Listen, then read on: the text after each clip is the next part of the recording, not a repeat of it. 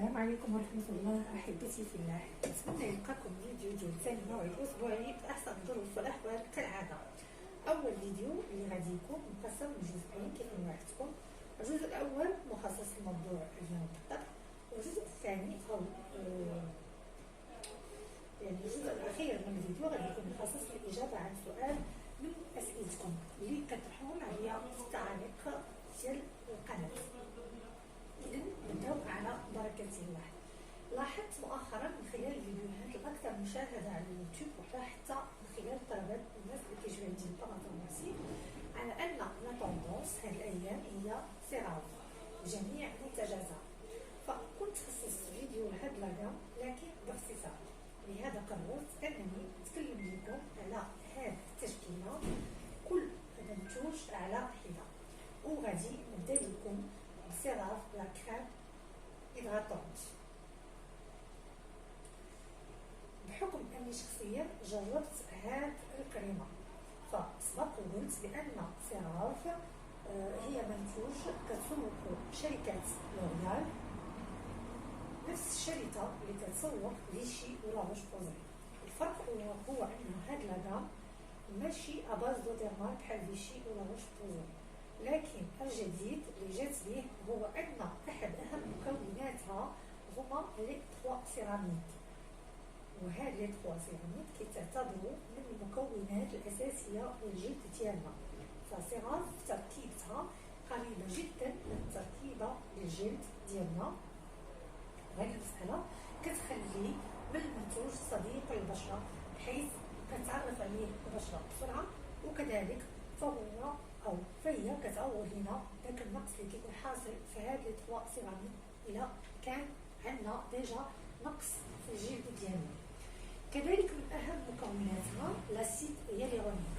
حنا تكلمنا على هذا الحمض قبلا والمفعول ديالو الهائل في عملية الترطيب. كتجينا هاد الكريمة في الحجم ديال 150 ml بثمن جد اقتصادي ابتداء من 90 درهم مغربي.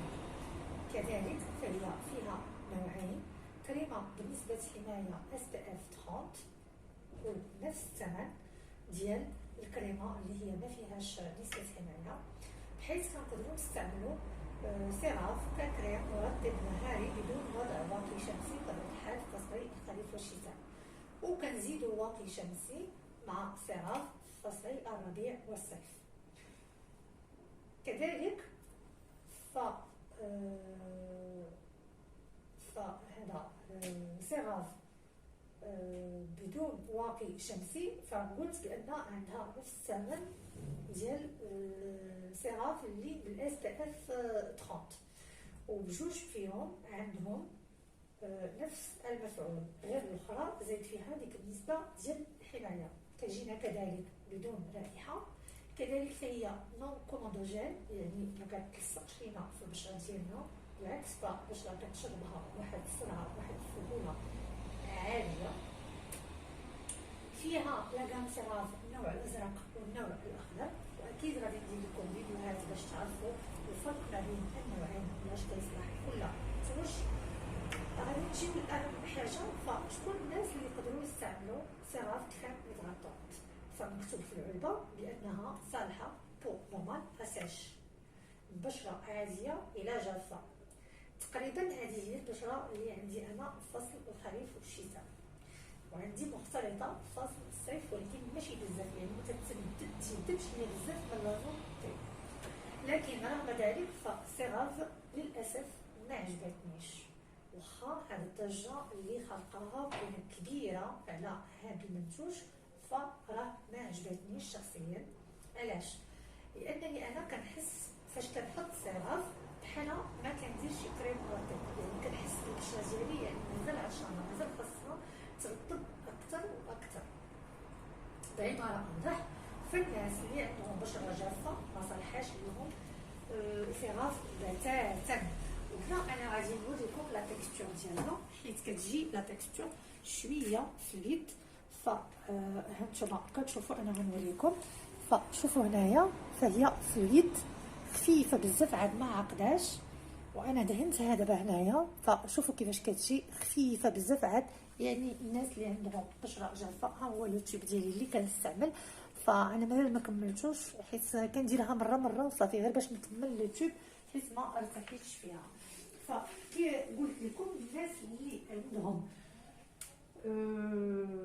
بشره جافه فهي ما صالحاش ليهم، فكتصلح الناس اللي عندهم بشره مختلطه 100% وما كيعانيوش من واحد الجفاف اللي هو قاسي او عالي على مستوى الدهون و الماء، خاصه الدهون.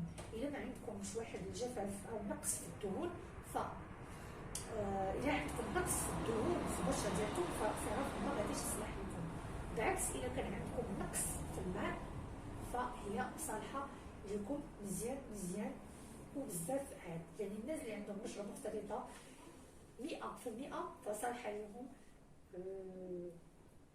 سيراف كريم هيدراتور بو نورمال اسيش، لان لا تكستور ديالها فلويد خفيفه مائيه، ما صالحاش الناس اللي عندهم بشره جافه.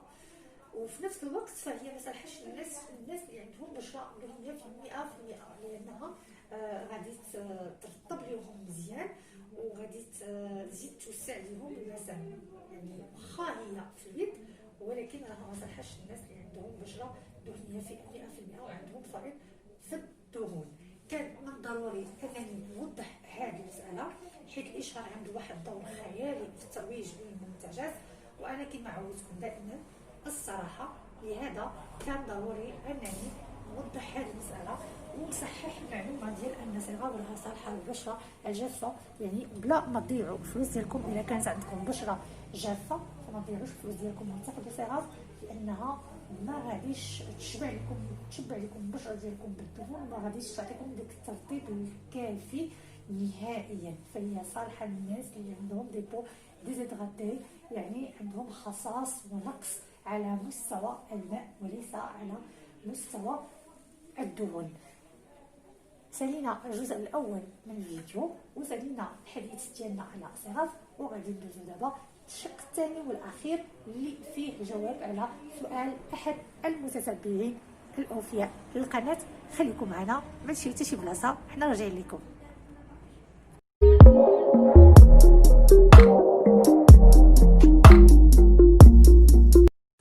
ورجعت لكم من جديد، والسؤال ديال اليوم هو من عند المتتبعه الوفيه والاخت الكريمه فاتي فطوم. كتقول الله يعطيك الصحه، كتفيدينا واستفدنا منك الكثير، دائما طب. ما تنسيش اختي سؤالي اللي حطيت لك وذلك عن خميره الشعير. واحد الاخت كتسنى الجواب ولكن الف شكر. اولا اختي فاتي فطوم، اعتذر عن التاخير، هذه مساله واعتذر من الجميع ان كان هناك تقصير او تاخير، ولكن كيف ما كنقول لكم دائما فراه انا غادي نجاوبكم ومستحيل ننسى الاحباب ديالي. فحبيبتي فاتي فطوم، بالنسبه لخميره الشعير ايا كانت الاسباب علاش غادي تاخذها هذه السيده، توسع يعني بغاتها للاظافر او الشعر او زياده في الوزن او ايا كان السبب، واي واحد باغي ياخذ خميره الشعير او ما يعرف بلوفير دو بياغ، فاللي كنصحكم هو انكم هي بطبيعه الحال مكمل غذائي، فاللي كنصحكم انكم ما تاخذوهاش بوحديتها، فهي كتباع مكتوبه لوفير دو بياغ بلس سيلينيوم. ضروري باش يعني تحصلوا على النتيجه اللي بغيتوها او مرجوه من وراء تناول هاد الاقراص ديال خميره الشعير او لوفير دو بياغ، فتاخذوها مرفوقه بالسيلينيوم. وراه في القرعه كتكون قرعه ديال الزاج كتباع مكتوبه فيها لوفير دو بيان بلس سيلينيوم. يعني ملي تمشيو للطاغه او للفارماسي فكتقول لهم عطيني الله يخليك لوفير دو بيان بلس سيلينيوم، ما تاخذوهاش بوحديتها، لان الا خديتوها بوحديتها فنسبه 90% ما غاديش تعطيكم النتيجه اللي نتوما كتسناوها من وراء هذا المكمل الغذائي او هذا حبوب خميره الشعير. كنتمنى انني نكون واجبتك حبيبتي فاتي فطوم. بطبيعه الحال الاجوبه على الاسئله فغادي تكون بشكل يومي، والاسئله اللي بقات ما جاوبتش عليها فانا غادي نجمعها ان شاء الله في فيديو ديال الجمعه. كما العاده كنتمنى لكم امسيه سعيده، كنضرب لكم موعد جديد غدا ان شاء الله. ما تنساوش الى عجبكم المحتوى ديال اليوم انكم تدعموني وتشجعوني بلايك بارتاجيو مع الأهل والأحباب لتعم الفائدة. طبتم وطاب مساءكم. كانت هذه وفاء من قناة كومبوتي، إلى اللقاء.